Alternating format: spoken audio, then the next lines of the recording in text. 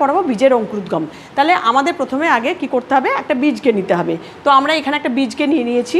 তো এই বীজকে আমরা আমাদের আগে অঙ্কুরোদ্গম কাকে বলে সেটা আগে জানতে হবে।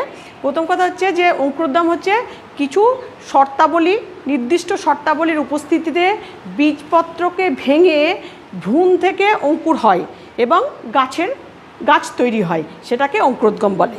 তো অঙ্কুরোদ্গমের জন্য কি কি লাগে, একটা হচ্ছে জল লাগে, একটা বাতাস লাগে, আর একটা হচ্ছে সূর্যালোক, তাই তো। তো আমরা জানি যে জলটা এখানে কি হচ্ছে, একটা আমরা বীজ নিয়ে নিয়েছি, তাই তো। এখানে আমরা সেই বীজটাকে আমরা ওই 3টে উপাদানকে দিয়ে আমরা এটাকে জলের মধ্যে রাখলাম। কিছুদিন পরে দেখলাম এখান থেকে একটা ভ্রূণ বেরোচ্ছে, ঠিক আছে। তো এই ভ্রূণটা কি হয়, এই যে বীজপত্রটা আছে এটাকে ভেঙে দেয় এবং এখানে কিছু তরল খাদ্য থাকে, ভ্রূণটা সেই খাদ্যটা গ্রহণ করে, ঠিক আছে।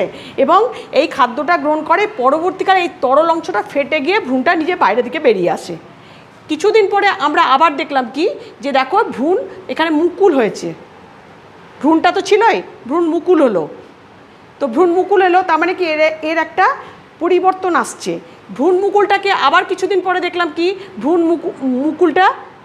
মূলটা নিচে মাটিতে নেমে গেল, আর ভ্রূণ মুকুল থেকে কি হলো, গাছ উৎপন্ন হলো। তো আমরা যদি এই অঙ্কুরোদ্গমের 3টে দিক আছে, একটা হচ্ছে কি মূলভেদী অঙ্কুরোদ্গম, মৃদভেদী অঙ্কুরোদ্গম, মৃদবর্তী অঙ্কুরোদ্গম, জরায়ু অঙ্কুরোদ্গম।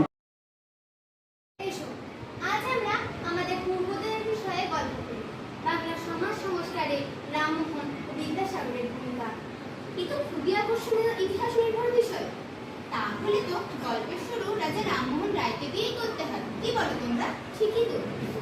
আমরা জানি ভারতপতি রামমোহন ভারতবর্ষের জন্য কত যুগান্তকারী পদক্ষেপ গ্রহণ করেছিলেন। সঠিক কথা। রামমোহনকে ছাড়া বাংলার সমাজ সংস্কার, নবজাগরণ তথা ইতিহাস ভাবাই যায় না।